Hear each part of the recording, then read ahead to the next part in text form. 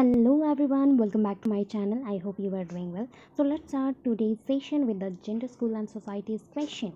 And these are again in calendar that CDP question. So children, this set of questions are very important regarding to gender biases, gender conflict, gender rules and related to sex and gender issues. तो उस according चलते हैं first question पे. The first one is which of the following is a passive agency of socialization. Socialization का passive agency कौन सा है? ठीक है, which one is passive agency of socialization. Passive means हो गया निष्क्रिय. निष्क्रिय, ठीक है. निष्क्रिय के हिसाब से अगर देखो तो हमारा जो जेंडर स्कूल एंड सोसाइटी में सबसे इम्पॉर्टेंट है सोशलाइजेशन एंड सीडीपी में भी सबसे इम्पॉर्टेंट है सोशलाइजेशन. उस रिगार्डिंग अगर देखो तो 4 पॉइंट यहाँ पे मेंशन है. The first one is the family. Family is the primary socializing agent and secondary socialization agent होता है सोसाइटी. एंड सोसाइटी के विद इन जो स्कूल्स हैं, अदर पब्लिक प्लेसेस हैं, वो सारे आ जाएंगे. So health club, family, eco club, ठीक है. But public library, because in public library we are remaining in the silent mode. हम रहते हैं साइलेंट मोड पे एंड वहाँ पे पढ़ाई करना पड़ता है एंड हम बातचीत बहुत रेयर करते हैं, तो वहाँ पे सोशलाइजिंग जो प्रोसेस वो नहीं हो पाता. So that this is the answer. बाकी सब में इको क्लब में हम शेयर करते हैं बहुत सारे ओपिनियन थाट्स को, फैमिली में भी एंड हेल्थ क्लब में भी. So that right answer for this हम बोल सकते हैं निष्क्रिय भाव से. और यहाँ पे पूछा गया कि एजेंसी नहीं है उस regarding public library. Next question is gender is a or an dash biological entity और physiological construct, inequality और social construct. ऑलवेज मैंने मेंशन किया है कि सोसाइटी में जो भी कंस्ट्रक्ट होता है उसे हम सोशल कंस्ट्रक्टिविज्म भी बोलते हैं या कंस्ट्रक्ट बोलते हैं.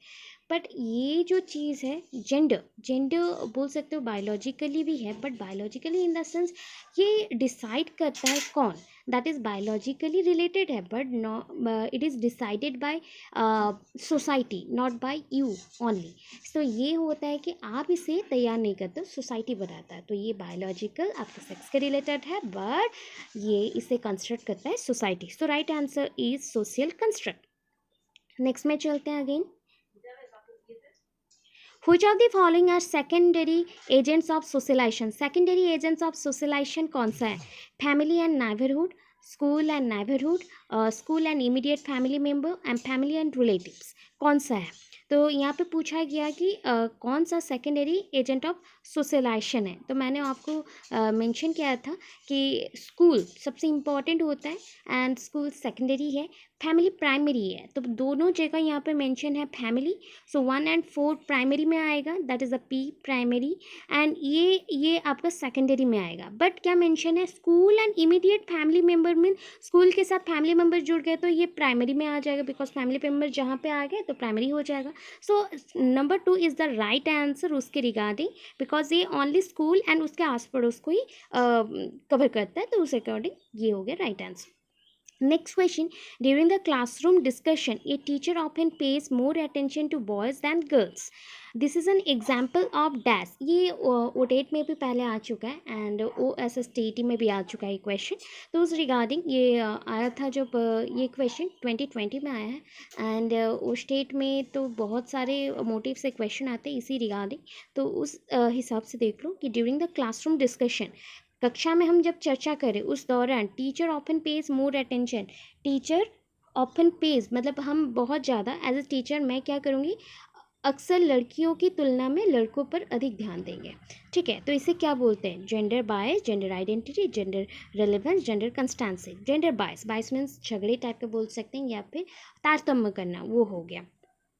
ठीक है, देन नेक्स्ट चलते हैं अगेन.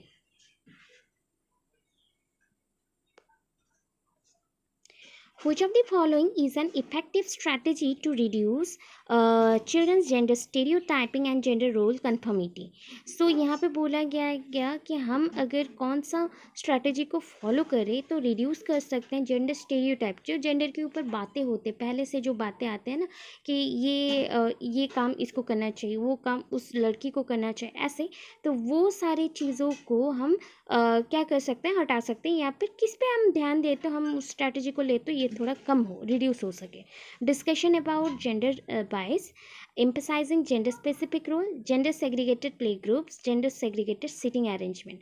अच्छा देखो, अभी ना बाइस सबसे इंपॉर्टेंट है, बिकॉज हम अगर जेंडर में बार बार चर्चा करते हैं तो उसी के ऊपर, लिंग के ऊपर अगर चर्चा करते हैं तो लोग बहुत ही इन्फ्लुएंस हो जाते हैं, बाकी सब में फिर भी कम होंगे। अगर हम वो चर्चा ही छोड़ दें तो बाकी सब भी कम हो जाएंगे। तो answer 1 is the correct one. Next question, which of the following are the example of secondary socializing agent? Already मैंने मेंशन किया था, फैमिली एंड नाइबरहुड, ये आपका प्राइमरी में आएगा। Family and media, family mention है तो आपका आ जाएगा फिर से प्राइमरी में। School and media, media and neighbourhood. So आपके अकॉर्डिंग कौन सा होना चाहिए, मुझे कमेंट में बताना। मेरे अकॉर्डिंग है school and media. Okay, this is the right answer. Dash the general pattern of behavior that a parent uses to raise his or her children. कौन सा पैटर्न ऑफ बिहेवियर है जो कि यूज़ किया जाता है उनके बच्चों को बढ़ाने के लिए, पेरेंट्स यूज़ करते हैं अपने बच्चों को बढ़ाने के लिए? Permissive parenting, parenting style, democratic parenting. Permissive parenting है या पेरेंटिंग स्टाइल है, और डेमोक्रेटिक पेरेंट। परमिसिव पेरेंटिंग जिसमें हम परमिशन लेते हैं एज ए बच्चे, हम परमिशन लेंगे माता पिता से कुछ भी करने के लिए। डेमोक्रेटिक पेरेंटिंग जहाँ पे उनको फ्रीडम रहता है, वो एक दूसरे से बात करके कर सकते हैं। ओनली पेरेंटिंग है जो माता पिता बनेंगे, ख्याल रखेंगे ऐसा। बट पेरेंटिंग स्टाइल सबसे इंपॉर्टेंट है, बिकॉज ये बिहेवियर के अकॉर्डिंग बोला गया है, बिहेवियर के अकॉर्डिंग बोला गया है। तो उस regarding this one is correct. Sorry, this one is not. Parenting style is correct. Okay, parenting style is correct. So थोड़ा बाय मिस्टेकली मैंने परमिशन पेरेंटिंग बोला, तो ये हो गया parenting style is correct. Okay, ये बिहेवियर के रिकॉर्डिंग आता है जब तब हम बोलते हैं उसको स्टाइल, दैट इज़ बिहेवियर को मॉडिफाई करना या चेंज करना है, तो पेरेंटिंग स्टाइल बोला गया। नेक्स्ट क्वेश्चन में चलते हैं। 4 of the known parenting styles include authoritarian, ठीक है, ऑथोरिटेरियन है, ऑथोरिटेटिव है, नेग्लेक्टफुल है, एंड इंडल्जेंट पेरेंटिंग है। देखो, 4 of the known parenting styles include, so उसमें क्या क्या इंक्लूड है, तो यहाँ पे ना जितना भी हमने मेंशन किया है सारे कुछ इंक्लूड है, बट एक आपका इंक्लूड में भी ऑथोरिटेरियन, ऑथोरिटेटिव और नेग्लेक्टफुल और इंडल्जेंट पेरेंटिंग, तो इंडल्जेंट पेरेंटिंग ये सेम है, तो दैट इज़ हम बोल सकते हैं यहाँ पे कि ये पेरेंटिंग स्टाइल्स को हम इंक्लूड करेंगे। नॉन पेरेंटिंग स्टाइल है जिसको जाना जाता है, नॉर्मली सारे पेरेंट्स करते हैं, बाकी सारे पेरेंटिंग स्टाइल्स हैं, बट ये क्या है ना, हर एक घर पे ये होता ही है, एंड इंडल्जेंट पेरेंटिंग। सो ये this one is the correct one, known है। देखो नेक्स्ट आ गया, चिल्ड्रन ऑफ अनइन्वॉल्व हो गया। Uninvolved parenting tend to be all of the following aspect. बिन बुलाए माता पिता के बच्चे निम्नलिखित सभी उपदेशों में से एक होंगे।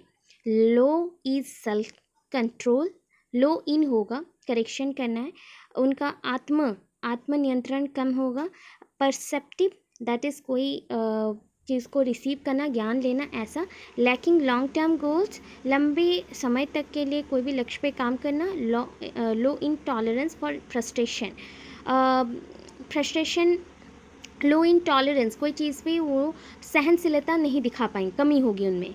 तो ये हो गया पर्सपेक्टिव, जो बच्चे अपने मतलब बच्चों को इन्वॉल्व नहीं करते हैं, मतलब कोई भी काम के लिए, उनमें ज्ञान का कमी बहुत ज़्यादा होता है, परसीव नहीं कर सकते, कोई चीज़ को परसीव नहीं कर सकते। Sociological foundations are concerned with dash, sociological foundations are concerned with history, economy, society और आइडिया। सोशियोलॉजिकल फाउंडेशन बोला गया है, ठीक है, दैट इज़ सोसाइटी, जहाँ पे मेंशन हो सोशियोलॉजिकल फाउंडेशन तो वो सोसाइटी है, राइट। वहाँ पे सोशल आइडियाज़ पॉइंट्स को लेके होता है। Which of the following is a passive agency of socialization. देखो ये चीज़ तो पहले भी कर चुके थे, ठीक है ना, पब्लिक लाइब्रेरी, रिपीट हो गया क्वेश्चन, ठीक है। फिर नेक्स्ट क्वेश्चन में देखते हैं क्या होता है।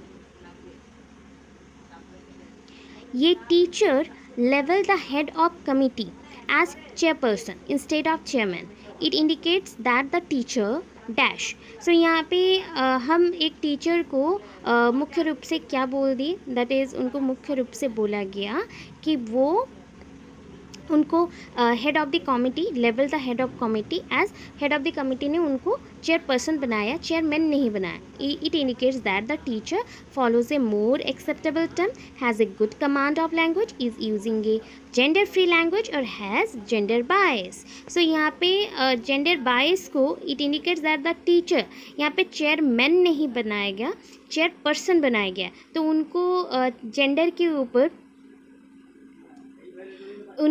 के ऊपर बहुत सारा कन्फ्लिक्ट है, माइंड में है कि जेंडर मैन एंड वुमेन में बहुत सारा कन्फ्लिक्शन लाता है. सो दैट यहाँ पे चेयर मैन बोलेंगे तो चेयर वुमेन तो नहीं बोल सकते, इसलिए उन्होंने चेयर पर्सन डाला. ओके, चेयर पर्सन डाला. So has gender biased. So next correction करने के बाद चलते हैं नेक्स्ट क्वेश्चन पे. Which one of the following is not correct for the progressive model of socialization of children? बच्चों के progressive model of socialization of children. Active participation in the group work, learning social skills, or children accept what they are offered by the school, respective of their background.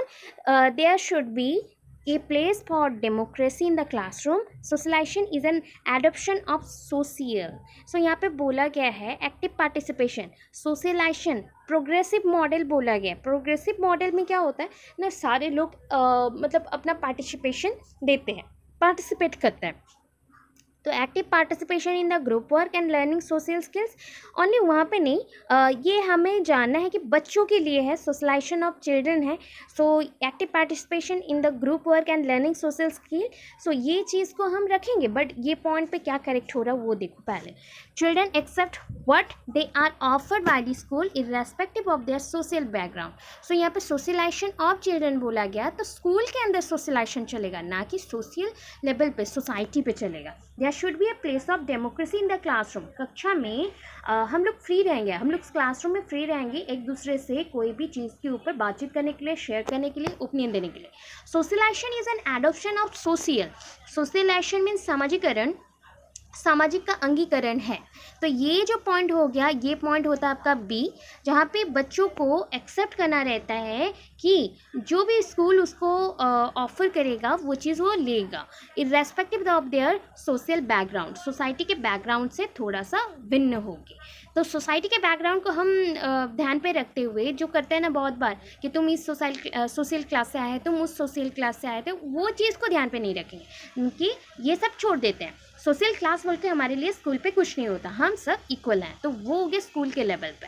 ठीक है, अभी next question में चलते हैं. The best place for a social development for a 12 years old child is dash neighbourhood, family, play ground, school.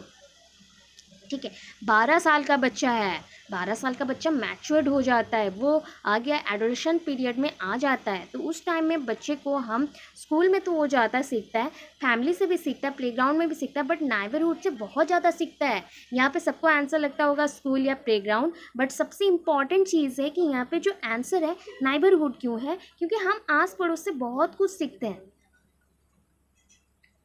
ठीक है, next question चलते हैं. Sociological foundations are concerned with dash society, अभी करके आए थे.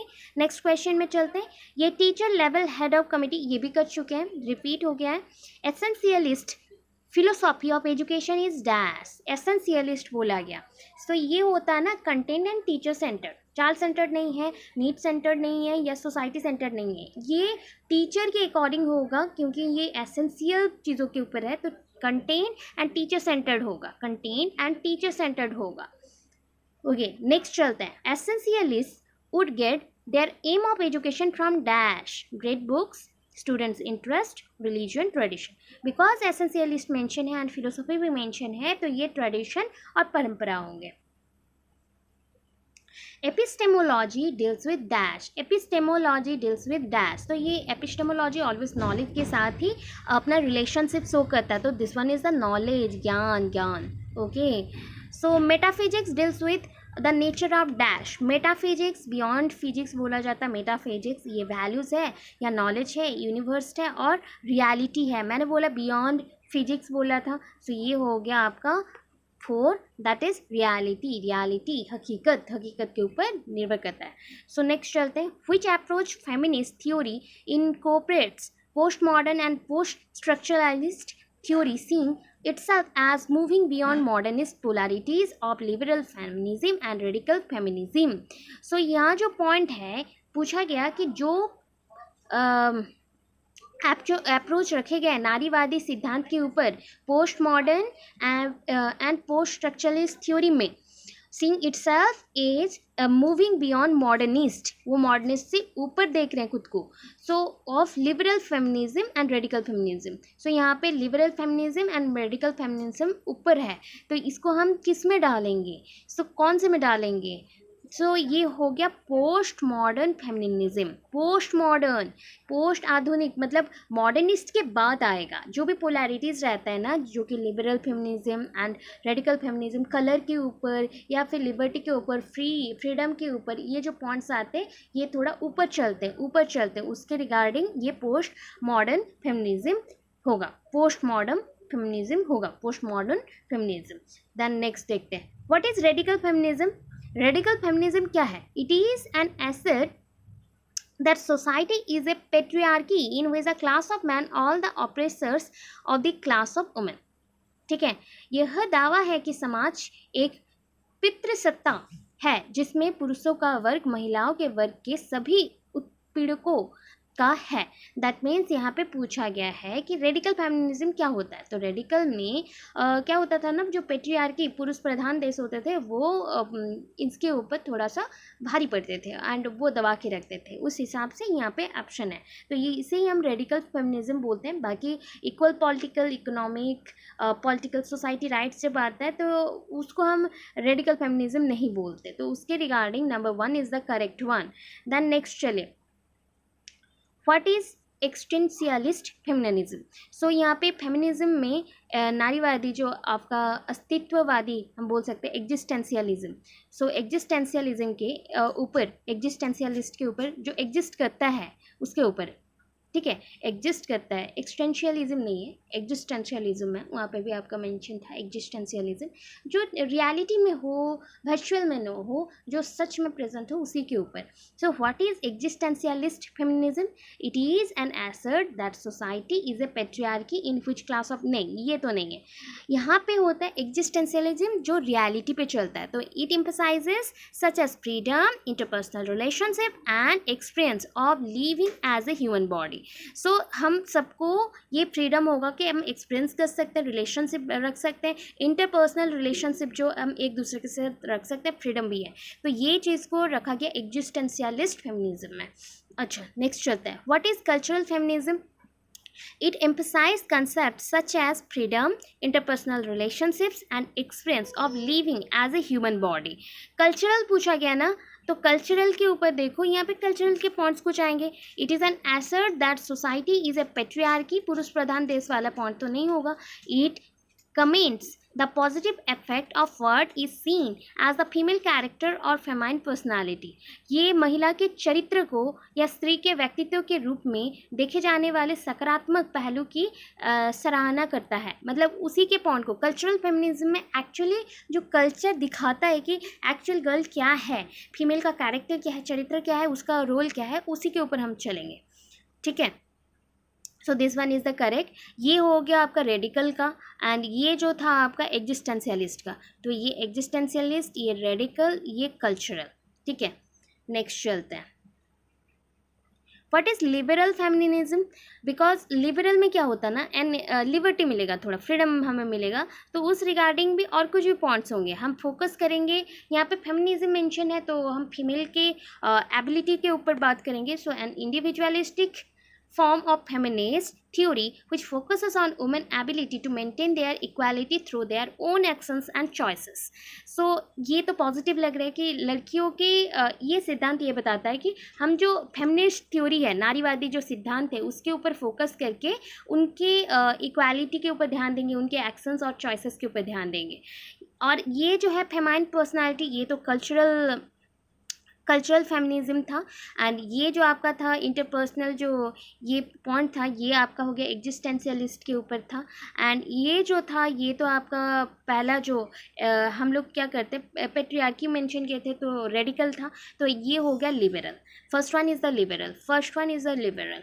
ओके, सो नेक्स्ट आते हैं, I am a boy therefore I want to do boy things, therefore the opportunity to do boy things gain an approval for doing them is rewarding. What does this statement depicts? इसमें gender inequality दिखता है, socialization और gender identity. यहाँ पे मैं बता दूँ, आप लोग सब सोच रहे होंगे कि जेंडर इनइक्वालिटी आंसर होना चाहिए, बट सोशलाइजेशन तो है नहीं, सामाजिकरण तो नहीं होता. जब एक बॉय थिंक करता है, सोचता है कि मैं लड़का हूँ तो मुझे लड़का जैसा कुछ करना चाहिए, मुझे उस टाइप के काम करने चाहिए खुद के कैरेक्टर को बनाने के लिए, तो उस टाइप पे आइडेंटिटी आता है. यहाँ पे कॉन्फ्लिक्ट नहीं आएगा, यहाँ पे आइडेंटिटी आएगा, तो that is called gender identity. So the answer is gender identity, लिंग पहचान. Children develop the stereotypic conception of gender from what they see or near around them, or from a mother's womb. It is God gifted, that is good gifted नहीं होगा, God gifted बोल सकते हैं, या good example, all of this नहीं. So what they see or near around them, this is the first one. आपके आसपास जो रहता है वही है सोसाइटी, उसी से स्टेरियोटाइप बनता है, जो हम बोलते हैं पुरानी कथाएं, वो सब बनती हैं, एंड उसी को सुन सुन के हमारे जेंडर का जो रोल है वो सारे चेंजेस होते हैं या फिर बनते हैं. सो चलते हैं next. Further, Kasturba Gandhi Balika Vidyalaya scheme क्या है? To promote education and empowerment of women in rural areas, particularly those from the socially and economically marginalized groups, or KGVVS, that is a Kasturba Gandhi Balika Vidyalayas, all set up in educationally backward blocks where the schools are at great distance, and all a challenge to the security of girls often compel them to discontinue their education. It is implemented in educationally backward blocks, and addresses the need of the girls who are in or out of the school, none of this. So पहले तो बोल दूँ, कस्तूरबा गांधी बालिका विद्यालय हाँ women empowerment के लिए काम कर रहा था रूरल एरियाज़ में, बट उन्होंने उसके फ्रीडम के साथ सिक्योरिटी का भी बहुत चीज़ें देखा था, एंड जो बच्चे डिसकंटिन्यू कर दिए हैं उनका एजुकेशन के लिए उन्होंने बहुत कुछ किया था. तो this one is the correct KGBB, that is KGBB होता है कस्तूरबा गांधी बालिका विद्यालय. वाई महिला समख्य प्रोग्राम, दैट इज़ महिला समख्य प्रोग्राम इज़ डिज़ाइन, क्यों बनाया गया था? सो ये तो KGBB का जो बात है यहाँ पे मेंशन है नंबर 1 में, वो तो पहले ही अभी पढ़ के आए कस्तूरबा गांधी बालिका विद्यालय का. सो इसके बाद आए कि हम रूरल एरियाज़ में बैकवर्ड ब्लॉक्स में हम एजुकेशन सिस्टम को इम्प्लीमेंट करेंगे और एड्रेस करेंगे जो भी गर्ल्स का नीड है, और जो आई थी पढ़ नहीं पाई चली गई ऐसे बच्चे हैं उनके लिए, और to promote education and empowerment of women in rural areas, particularly those from the socially and economically marginalized groups. So ये पॉइंट होगा. marginalized होता है मार्जिन में रखना, और मार्जिन से निकाल भी देना. वन काइंड ऑफ एक्सक्लूसिव बोल सकते हो, जैसे कि रिसोर्सेज आपके पास है तो आपने बहुत खाना खाया, बट कुछ लोगों को खाना नहीं मिल रहा तो उनसे और भी आपने जो भी उनको देना था वो भी छुड़ा लिया. So that is called marginalize type. ये एक लाइन है, पॉवर्टी लाइन बोल सकते हो, एंड इससे जो भी नीचे हैं उनको एजुकेशन देना ये महिला समक्ष प्रोग्राम जो था उसके अकॉर्डिंग था. नेक्स्ट 30 में चलते हैं, that is what is national program for education of girls at elementary school. Elementary प्राथमिक स्तर पर लड़कियों के पढ़ने के लिए राष्ट्रीय कार्यक्रम क्या है? It is implemented in educationally backward blocks and addresses the needs of girls who are in and out of the school. देखो ये KGBB का है एम, ये है आपका अभी पढ़ के आए हो महिला समक्ष प्रोग्राम, ये हो गया नेशनल, दैट इज़ NPGRL. ठीक है, NPGRL, national program for education of girls at elementary level. तो आंसर इज़ 1. सो इतना चीज़ याद रखना है. आई होप आज का वीडियो आपको अच्छा लगा तो लाइक शेयर कर देना, एंड चैनल को सब्सक्राइब कर दो. रीजनिंग का क्वेश्चन बहुत जल्द आ रहा है, या फिर इंग्लिश का क्वेश्चन आ जाएगा. Thank you so much, thanks for watching my video and stay tuned.